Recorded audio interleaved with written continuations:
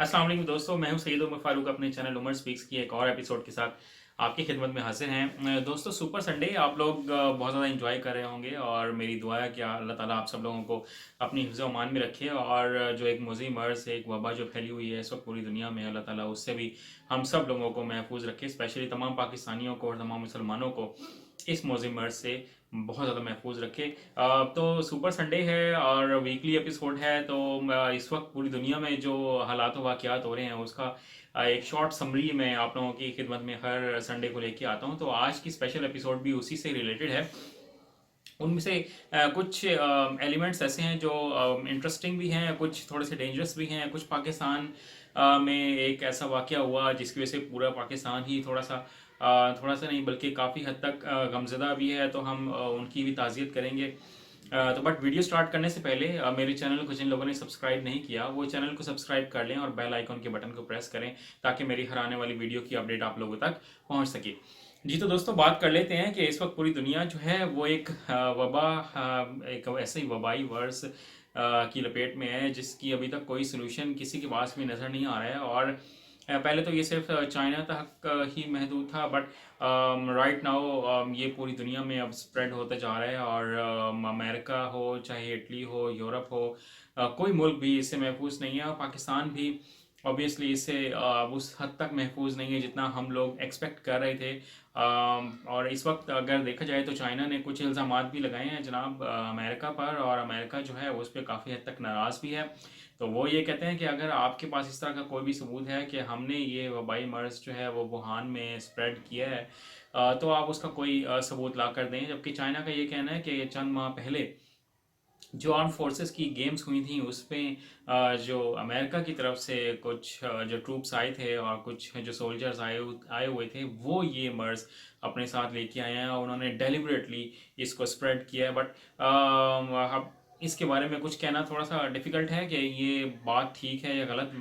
With the passage of time हम लोगों को ये बात पता लग जाएगी कि कौन कितना सच्चा है और कौन कितना झूठा है। बट डोनाल्ड ट्रंप का जनाब टेस्ट हुआ था और वो नेगेटिव आया है। बट इंटरेस्टिंग बात यह है कि उनसे जितने भी लोग मिले हैं उन सब का टेस्ट पॉजिटिव आया है, बट डोनाल्ड ट्रंप का टेस्ट जो है वो नेगेटिव आया है। तो बहुत से लोग आईब्रोज ये भी रेज कर रहे हैं कि इन्होंने कुछ ऐसा क्या मेडिसिन को यूज़ की हुई है, क्या कोई इनके पास ऐसी चीज़ है कि जिसकी वजह से बाकी तमाम लोग तो इस वबा में जनाब पाए जा रहे हैं और वो से इफेक्ट हो रहे हैं, बट डोनाल्ड ट्रंप और उनकी फैमिली जो है वो इससे बहुत हद तक सेफ है। तो ये टाइम ही बताएगा अमेरिका इसमें इन्वॉल्व है या नहीं है। बट ये लोग बहुत ज़्यादा नेगेटिव एक्टिविटीज़ में इन्वॉल्व तो रहते हैं, बट हमें ये टाइम ही सही बता सकता है कि ये बात ठीक है या गलत है।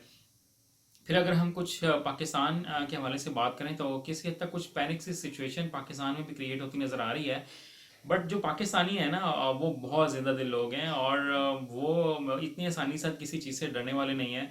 और अल्लाह ताला से भी यही दुआ है कि हमें महफूज भी रखे, बट किसी हद तक हम लोगों को एहतियात भी रखने की ज़रूरत है और हैंड सैनिटाइजेशन की बहुत ज़्यादा ज़रूरत है और बहुत ज़्यादा घुलने मिलने की ज़रूरत नहीं है। बट लोग इसकी परवाह ज़्यादा कर नहीं रहे हैं और मैं तो रोड्स पर उतना ही रश देख रहा हूँ खाने पीने की, रेस्टोरेंट्स पर भी और लोगों के आने जाने में भी कोई मैंने प्रॉब्लम नहीं देखी। लोग बात ज़रूर कर रहे हैं बट इससे डर कोई नहीं रहा है क्योंकि ये बहुत पाकिस्तान की वो कौम है जिसने दहशत गर्दी का मुकाबला किया है। तो लोग तो मैंने यहाँ तक कहते हुए सुना है कि जनाब ये वबाई मर्ज हमारा अल्लाह ताला से पूरा यकीन है कि हमें अल्लाह इससे महफूज रखेगा। और फिर टेम्परेचर भी थोड़ा सा अब बढ़ने की तरफ है, तो अल्लाह ताला से यही दुआ है कि इस मर्ज को अल्लाह ताला जितनी जल्दी हो सके पूरी दुनिया से स्पेशली पाकिस्तान से भी इसको ख़त्म करें। और अगर वैसे देखें तो पैनिक सिचुएशन गवर्नमेंट लेवल पर कुछ ना कुछ ज़रूर नज़र आई है कि उन्होंने एजुकेशनल इंस्टीट्यूशंस जो हैं वो बंद कर दिए हैं। तो सवाल ये भी पैदा होता है कि क्या सिर्फ स्टूडेंट्स को ही इस प्रॉब्लम से ख़तरा है या तमाम दुनिया के या तमाम पाकिस्तान के लोगों को इस मर्ज से ख़तरा है। तो मैं बहुत अजीब सी एक फीलिंग रखता हूँ कि जनाब सिर्फ और सिर्फ स्टूडेंट्स के लिए प्रिकॉशनरी मैयर लिया गया है और जो बाकी एम्प्लॉयज़ हैं या जो लोग जॉब करते हैं उनके लिए क्या किया जा रहा है उसके बारे में अभी तक अभी तक कोई प्रिकॉशनरी मैयर जो है वो नहीं लिया गया है। और अगर नेक्स्ट टॉपिक पे मैं बात करूं तो देखें, बड़ी अनफॉर्चुनेट इंसिडेंट हुआ लास्ट वीक में कि हमारे पाकिस्तान के जो सबसे बेस्ट F-16 के पायलट थे, जनाब नुमान अकरम साहब, उनकी शहादत हुई F-16 उड़ाते हुए। और वो क्या कर रहे थे, वो प्रैक्टिस कर रहे थे जनाब। 23 मार्च की जो परेड होनी थी उस सिलसिले की, और उसके दरमियान इंजन फेल हुआ है या पता नहीं क्या ऐसा प्रॉब्लम हुआ है कि उन्होंने अपनी जान की फ़िक्र ना करते हुए जाम शहादत नोश किया है। और पाकिस्तान की तमाम जो सिविल आबादी थी उसको महफूज रखा है, क्योंकि वो जहाज़ तो कहीं भी क्रैश कर सकता था ना। तो उन्होंने अपनी जान की परवाह नहीं की, लेकिन उन तमाम लोगों को जो इस्लामाबाद में उस एरिया में रहते थे उनको महफूज रखा है। तो मैं ये भी सोच रहा था कि गवर्नमेंट ने इतना लेट डिसीजन लिया कि हमने अपनी तमाम एक्टिविटीज़ जो हैं वो कैंसिल कर देनी है, परेड भी हमने कैंसिल कर देनी है, और तमाम जश्न बहारा के जो इवेंट्स होने थे वो भी हमने कैंसिल कर दिए। बट क्या ही अच्छा होता कि ये फैसला एक हफ़्ता पहले ले लिया जाता, तो शायद हमारे वो इतने ज़बरदस्त पायलट जो थे नुमान अकरम साहब, वो भी शायद इस प्रॉब्लम का शिकार ना होते और वो अपनी जान की बाजी ना हारते। तो मैं उनके लिए दुआ गो हूँ, उनकी फैमिली के लिए दुआ गो हूँ। मेरे ख्याल में तमाम पाकिस्तान ही उनकी फैमिली के लिए दुआ गो होगा, क्योंकि छोटे बच्चे हैं उनके।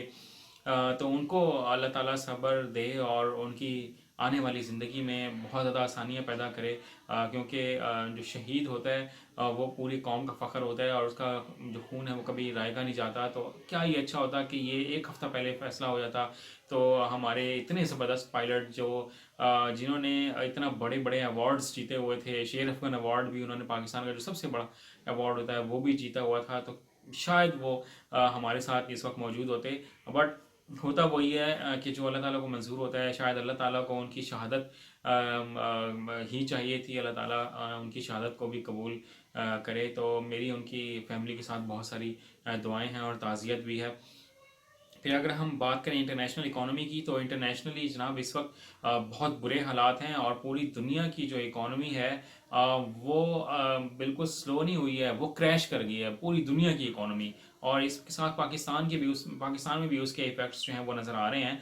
और इस वक्त देखें तो पाकिस्तान की जो स्टॉक एक्सचेंज है कराची की, स्पेशली जो स्टॉक एक्सचेंज है, वो भी कई हज़ार पॉइंट्स जो है वो नीचे आ चुकी है। 45 तक हम पहुंच गए थे और वो 35 तक पहुंच गई है। और पाकिस्तान की जो करेंसी है वो भी प्रॉब्लम का शिकार नज़र आ रही है। हालांकि इस वक्त डॉलर की जो प्राइस है इंटरनेशनल मार्केट में वो उतनी स्टेबल नहीं है, बट पाकिस्तान में डॉलर जो है वो 160 रुपये तक चला गया है, जो बहुत ही अनफॉर्चुनेट बात है। और अगर बात करें कुछ रशिया की और सऊदी अरब की, उनकी भी एक सर्द जंग सी स्टार्ट हो गई है। सर्द जंग नहीं बल्कि उसको ऑयल वॉर कह सकते हैं कि पता नहीं मोहम्मद बिन सलमान क्या सोचकर इतने बड़े बड़े स्टेप्स ले रहे हैं, और वो ये कहते हैं कि मैं रशिया को बिल्कुल घुटनों पर ले आऊँगा इस ऑयल वॉर में। और उन्होंने ये भी अहकाम जारी कर दिए कि $25 पर बैरल तक आप प्राइस ले आएँ। तो इसका इफेक्ट जो है वो पाकिस्तान में अभी तो फ़िलहाल नज़र नहीं आ रहा है, क्योंकि पाकिस्तान में अभी भी 112 रुपये पर लीटर के हिसाब से जनाब पेट्रोल लोगों को मिल रहा है, और डीजल की प्राइस इससे भी ज़्यादा है। तो आई डोंट नो कि हम किस तरफ जाएंगे और किस वक्त पाकिस्तानियों को ये बेनिफिट जो है वो मिलना नसीब होगा। बट राइट नाउ हम लोगों को इस तरह का कोई बेनिफिट जो है वो मिल नहीं पा रहा है। फिर अगर हम बात कर लें लास्ट में कुछ पीएसएल की, तो जनाब पीएसएल जारी सारी है, ज़बरदस्ती शायद जारी सारी है, क्योंकि पब्लिक का इंटरेस्ट वो उतना नज़र नहीं आ रहा है, क्योंकि गवर्नमेंट ने ये पॉलिसी डिक्लेयर की है कि जनाब ग्राउंड में कोई भी स्पेक्टेटर जो है वो अपनी टीम को सपोर्ट करने के लिए नहीं आएगा। तो मैं एक बात बहुत फील कर रहा था, क्योंकि मैंने कभी भी एम्प्टी ग्राउंड में मैचेस नहीं देखे हैं, स्पेशली T20। टेस्ट क्रिकेट तो चले होती है, बट T20 और वनडे में एम्प्टी स्टेडियम्स नज़र कभी भी नहीं आए। तो वो मज़ा नहीं आ रहा, वो चार्म नज़र नहीं आ रहा, और शायद प्लेयर्स भी इस बात को बहुत ज़्यादा महसूस कर रहे हैं। विकेट भी लेते हैं तो ज़्यादा सेलिब्रेट नहीं करते। तो मैं ये बात फील कर रहा था कि ये हमेशा क्राउड होता है जो किसी भी मैच को, किसी भी टूर्नामेंट को लिफ्ट करता है। प्लेयर्स तो बहुत सारे खेल रहे होते हैं ना, देखें, बट प्लेयर्स अभी भी खेल रहे हैं, बट उनमें भी वो एनर्जी नज़र नहीं आ रही है जो जब क्राउड आता है, जब शोर होता है, और जब सीटी बजती है, ताली बजती है, तो जो स्पेक्टेटर्स लिफ्ट करते हैं किसी भी टूर्नामेंट को, वो इस वक्त लैग कर रही है पीएसएल में। तो पूरा टूर्नामेंट बहुत अच्छा रहा, बट जो पीएसएल का अब जो एंडिंग की तरफ जा रहा है तो अब उतना मज़ा नहीं आ रहा है। बट आई होप कि नेक्स्ट ईयर हम इसको दोबारा से उतना ही इंजॉय करेंगे जितना हमने इस टूर्नामेंट के स्टार्ट में हमने बहुत ज़्यादा इंजॉय किया, और मुल्तान में स्पेशली हम लोगों ने बहुत ज़्यादा इंजॉय किया। थोड़ी सी प्रॉब्लम्स भी आई, बट हम लोगों ने बहुत ज़्यादा इंजॉय किया पीएसएल को इस through out 1.5 month, almost 1 month.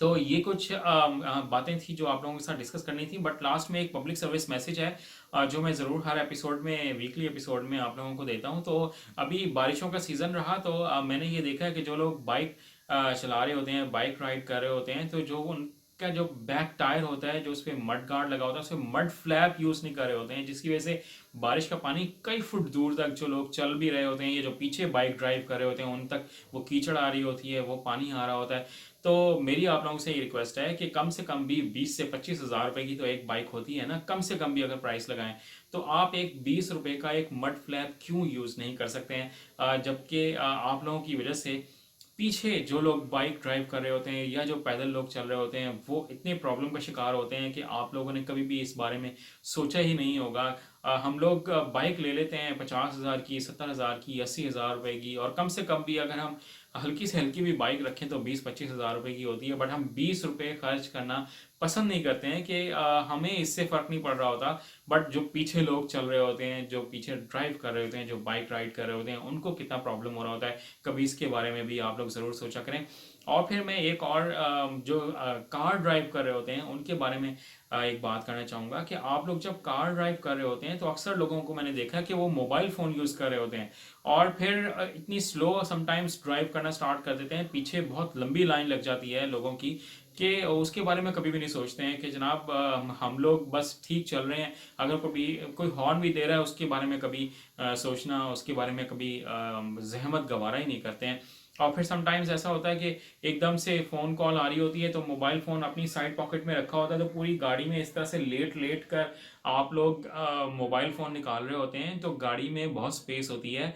आप अपने मोबाइल फ़ोन को किसी भी जगह पर प्लेस कर सकते हैं ड्यूरिंग द ड्राइव। एक तो मोबाइल फ़ोन की कॉल सुनना वैसे ही मना है all over the world, but आप लोग इस तरह से साइड पॉकेट से कभी इधर से कभी इधर से मोबाइल फ़ोन निकाल रहे होते हैं, तो वो बहुत ज़्यादा डेंजरस मुझे तो कम से कम लग रहा होता है जब मैं लोगों को इस तरह की हरकतें करता हुआ देख रहा होता हूँ। तो यही गुजारिश है कि जनाब इस तरह की थोड़ी सी हैबिट्स को अपना कम करें, और मोबाइल फ़ोन चाहे वो आप चाहे बाइक चला रहे हो, चाहे कार ड्राइव कर रहे हो, और स्पेशली जब आप मस्जिद में होते हैं तो मस्जिद में भी लोग अपने मोबाइल फ़ोन को ना साइलेंट पे करते हैं, ना ही फ्लाइट मोड ऑन करते हैं। तो आप लोग कम से कम मस्जिद में आकर तो मोबाइल फ़ोन का यूज़ कम कर दिया करें। और मैं उन लोगों से भी दरख्वास्त करता हूँ कि आप लोगों ने जब कॉल भी करनी होती है तो कम से कम ये ज़रूर देख लिया करें कि क्या ये इस वक्त नमाज का टाइम तो नहीं है। ऐसा मैंने बहुत देखा है कि अभी भी जुमे की नमाज में मैं ये देख रहा था परसों कि जुमे का टाइम हो रहा है, लोग जमात खड़ी हुई है, एक तो मोबाइल फ़ोन साइलेंट पे नहीं है, और जो लोग कॉल कर रहे होते हैं वो इतना नहीं सोचते कि 1:15 से 2 बजे तक तो कम से कम जुमे के दिन कॉल ना करें, क्योंकि ये वो टाइम होता है जब लोग जुमे की नमाज अदा कर रहे होते हैं। तो आप लोगों से रिक्वेस्ट है, थोड़ा सा इखलाकियात का भी मुजाहरा किया करें, जो हम लोगों से बहुत दूर जाती जा रही है। और पाकिस्तान का वाकई में मसला जो है वो इक्तिसादियात का नहीं है, इखलाकियात का है। तो कम से कम इसका ज़रूर मुजाहरा किया करें। अपना, अपने घर वालों का, अपने दोस्तों का, रिश्तेदारों का, पाकिस्तान और पाकिस्तानियों का बहुत ज़्यादा ख्याल रखिएगा। अल्लाह हाफिज़।